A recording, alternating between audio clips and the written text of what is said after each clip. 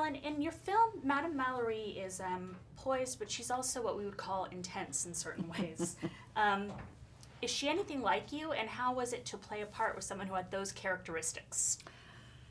You know, any role that you play is as much a part of you as it is the character.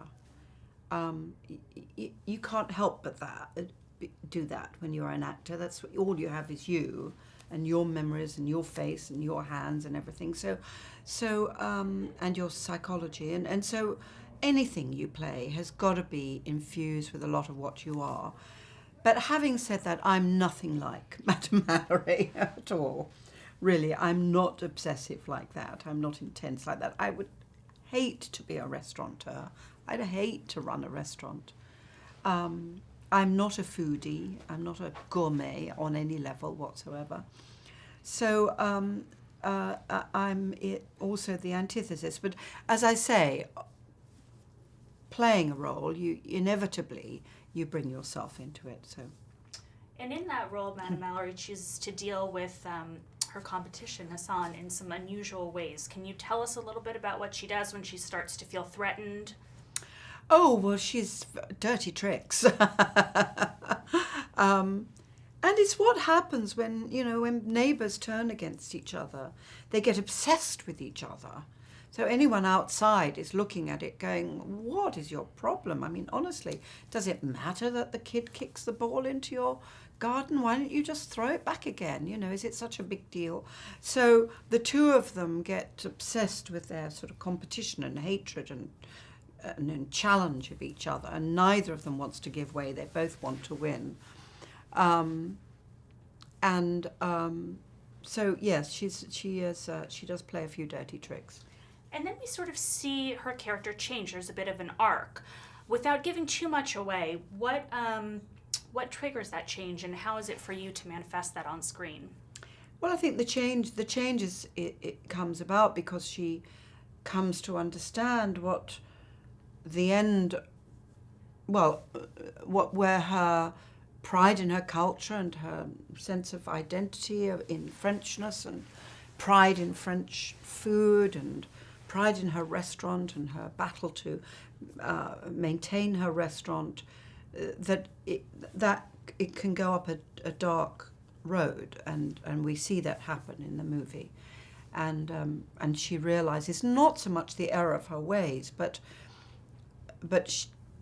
she just didn't understand how other people could take that and take it on into an area that she very much doesn't agree with. She does a great job of changing and showing another side of herself.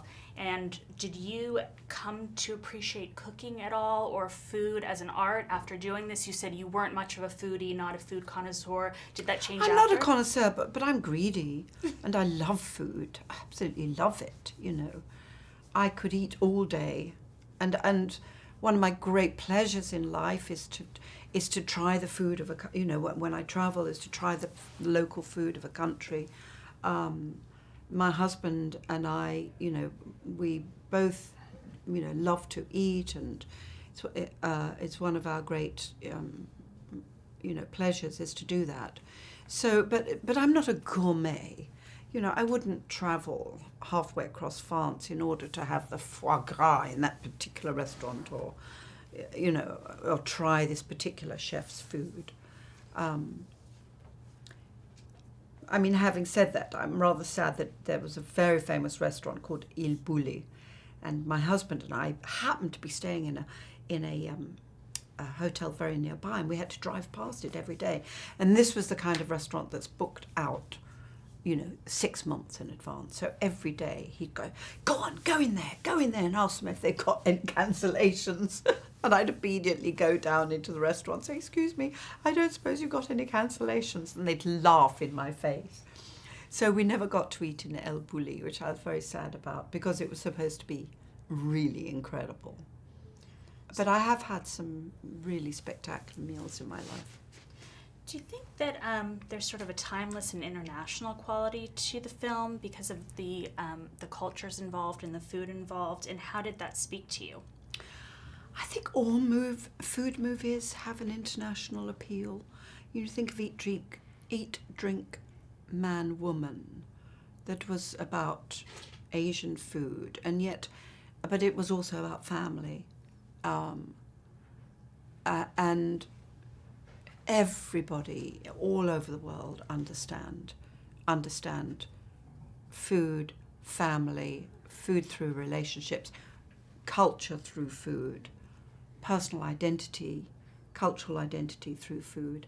I think that's a very universal theme. And sort of going backwards, if you in one sentence had to say the basic premise of this film, how would you summarize it?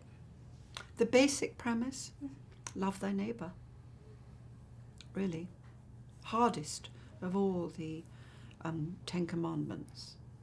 But I think the most important too, actually. Wonderful. Thank you very much. Thank you. Appreciate it. Thank